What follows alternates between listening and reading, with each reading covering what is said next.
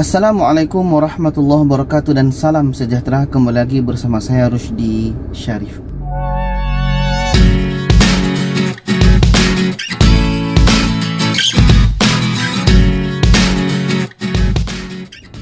Baiklah sahabat dan penonton sekalian, apa kabar? Semoga kita selalu diberikan kesehatan, rezeki yang dilancarkan, dan kita selalu dalam lindungan Allah Subhanahu wa taala. Amin ya Allah ya rabbal alamin.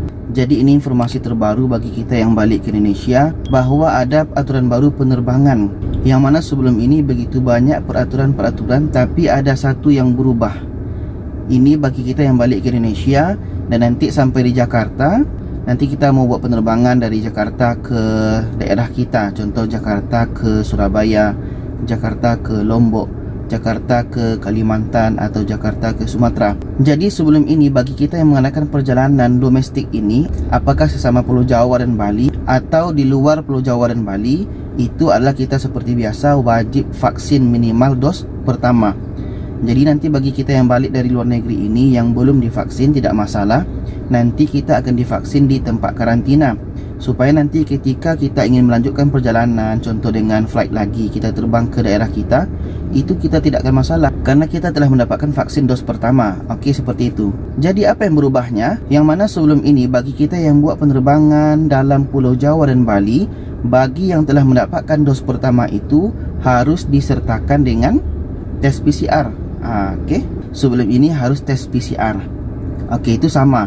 Sementara bagi kita yang telah mendapatkan dos kedua itu, sebelum ini adalah tidak perlu tes PCR, tapi hanya perlu rapid test antigen 1 kali dalam 24 jam. Tapi dalam aturan yang terbaru ini, tes PCR sudah menjadi kewajiban lagi. Jadi walaupun kita telah mendapatkan 1 dos atau 2 dos, kita juga wajib mendapatkan tes PCR seandainya kita buat penerbangan dalam Pulau Jawa dan Bali. Okey, itu yang berubah. Karena sebelum ini bagi yang dos kedua itu hanya perlu rapid test antigen, sekarang wajib ada tes PCR.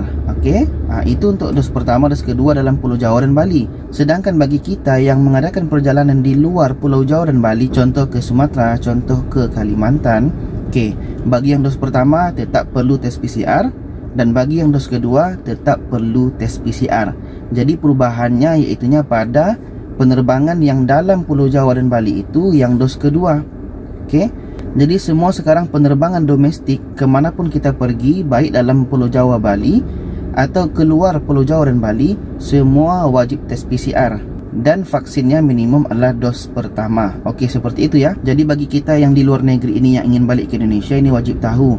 Apalagi nanti yang kita berada di Indonesia, ini wajib tahu juga. Jangan nanti kita terkejut dengan hal yang baru ini. Ini sampai kapan yang baru ini? Sampai 2 minggu ke depan.